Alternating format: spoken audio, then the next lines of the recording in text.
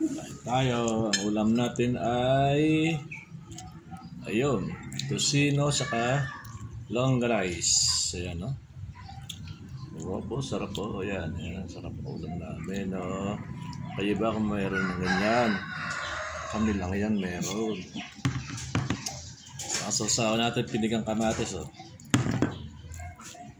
Kain po tayo, kain. Ito ba yung pork? Okay. Yan. Sarap. Tocino.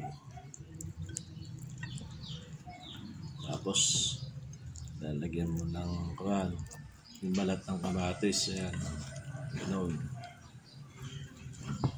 Kami susubo ng malaki. Sarap. Namis.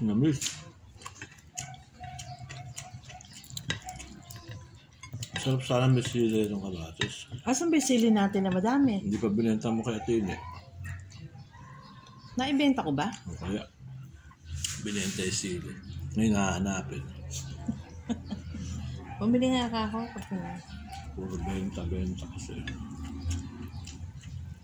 Ito yung lang kung isang babang. Hindi ah.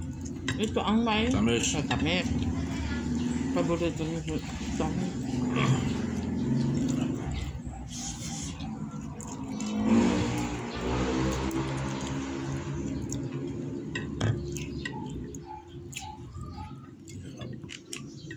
Ayaw kumain ng balat.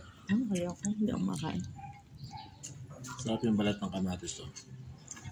Nakain na hilo yan. Pinapangal eh. Yael. Yung maliit siya yael. Kaya kain. Sarap.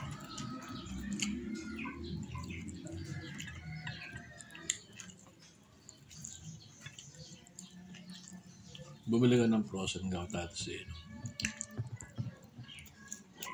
Yan na yung frozen.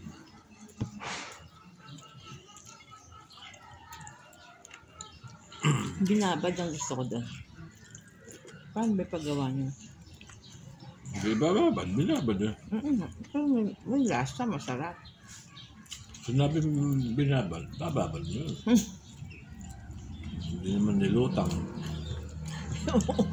Kaya lang yung sangkap nga. Ayun na, anak mo. Ah, hindi pa pala. Pa.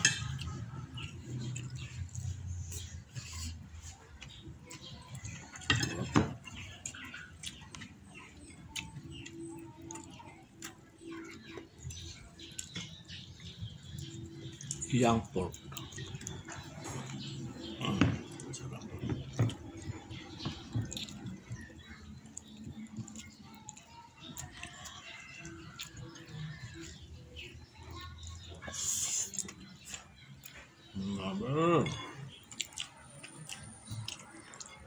Ito masarap yung kamatis.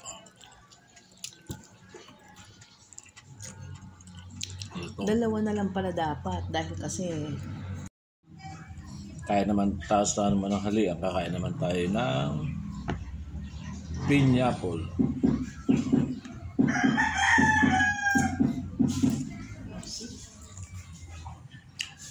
Tamis. Atas lang. Atas ba? Lalaki naman kasi na-slice mo eh. Pag nalagay sa rep, tamis. Mainit. Ay, ayoko naman kasi ng malam eh.